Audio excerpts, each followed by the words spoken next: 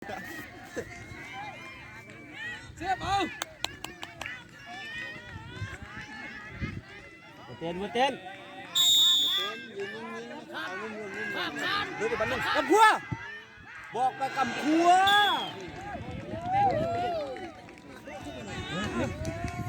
กำพัวมันโดดเลย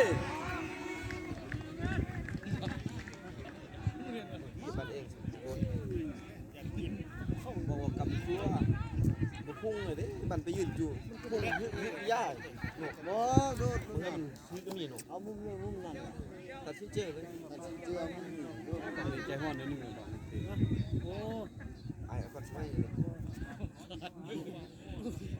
ตีจริงที่กลัวอยู่ไกลจุดนี้คือจุดนี้มันตายแล้วนี่เป็นอะไรแล้วอันนี้นี่มวยแห้งแต่ควบค้านถ้าเราลุกเอานี้นี่เอาจะเป็นเลี้ยวมันจะเป็นเลี้ยวกับหูนั่นแหละบ่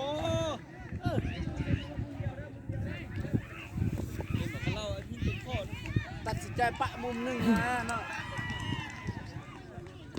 เอามุมเดียวมาเริ่มมันจะจับน้อยนะพี่นะคนอยู่พี่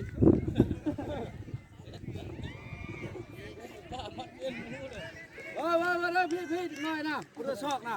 จับมันจะให้ดูพี่ก้อน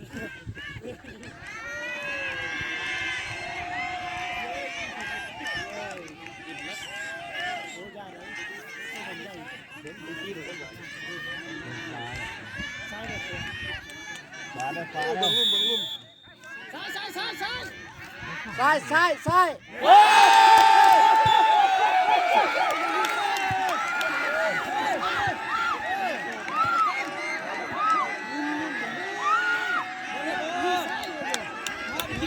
มาแล้วเบื้องซ้ายมาไปกินดีด้วยปกตินะโอ้โหโคกินบอสเขาเลยอ่ะหัดเองนี่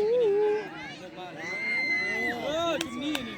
คือช่องขนาดนี้หัดเองแล้วก็โอเคเลยนักเลงทุบมีเป็นคอนเสิร์ตดินักเลงคอนเสิร์ตมวยกดดันเตะเก้าขั้วเด้ออย่าลืมเด้อเป๊ะวะปอขันบุกสู้แม่ยังข้ามเนาะน่าจืดแล้วแต่แรกเขาจะด่ามันว่าขันชนะไม่เป็นเดือดขันเสียที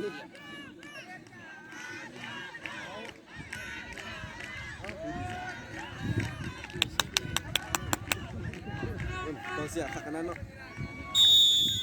เตะเก้าขั้ว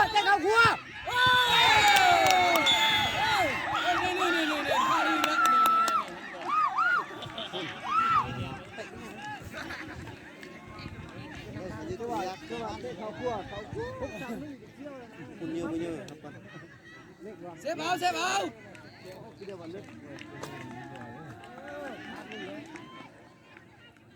ส่งยาก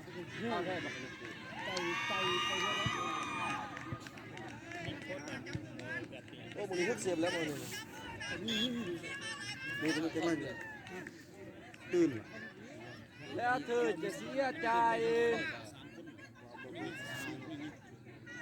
162เนาะ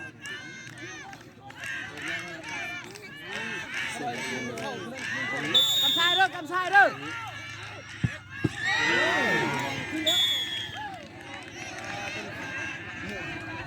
เรียบขนาดเนาะเซฟมันแน่เมื่อแล้ว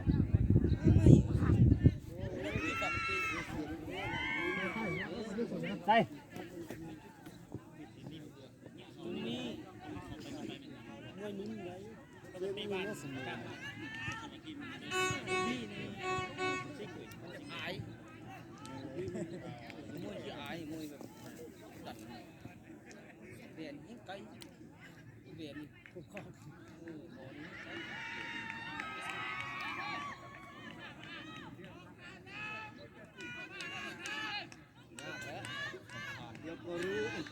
ก็รู้เอง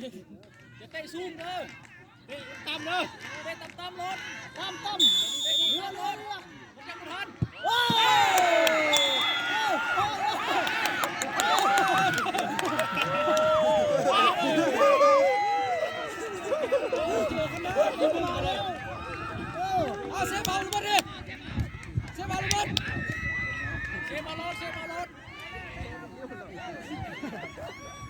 กระมดเลย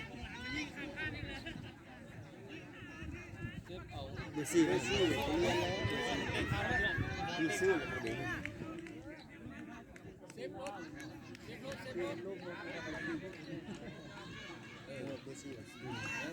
เอาเบิ่งเดียวที่นี่เอาเบิ่งเดียวเลยพ่อมันเบาได้เลยสู้เลยใจสู้เลยบอกแล้วนะ